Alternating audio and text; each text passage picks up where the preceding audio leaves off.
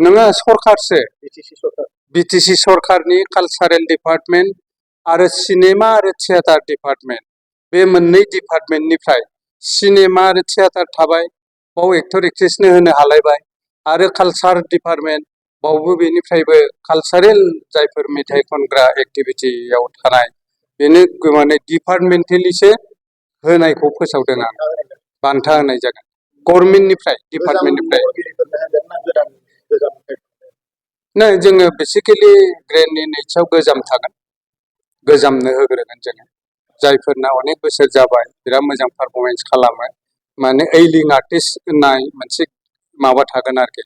बे बिथांमोननो होग्रोनाय जागोन गोदानाथ' खनलांबाय थागोन बेबो मोनहैगोन गोदानाबो मोनहैलायगोन बिदि जागोन आरोखि मोनसे गोख्रों कमिटि जानांगौ एक्टिभलि बेखौ मावनांगौ दा बड' फिल्म फेस्टिभेल बानायनाय आर्टिस्टफोरनो एवार्ड होनाय माने कालचारावबो नै एक्टर एक्ट्रेसफोरनोबो बेबादि हाबाफारिफोरखौ मावनाया टेकनिकेल बिराद माखासे खामानि बाव फैदेरगोन आरोखि सिलेक्सन खालामोबा माबादि खालामगोन बोरै माने बियो बेस्ट एक्ट्रेस जागोन बोरै बियो बेस्ट एक्टर जागोन बेस्ट प्रडिउसार बोरै जागोन बेस्ट स्क्रिप्ट राइटार बोरै जागोन बेफोरखौ दिहुननांगौआ सायख'नांगौआ माने बिराद माने गिदिर खामानि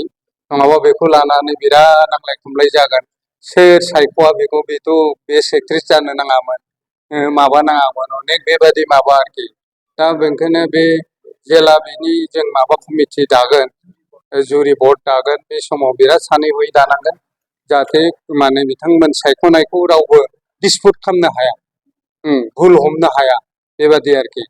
दा आङो आसा लाखिदों दा डेलिगेट जागोन आं बेखेवना होबाय बे डेलिगेटआव मोजां रायज्लायनानै कमिटि दा बोथोर लायै बोथोर जों दा गभर्नमेन्टआव दं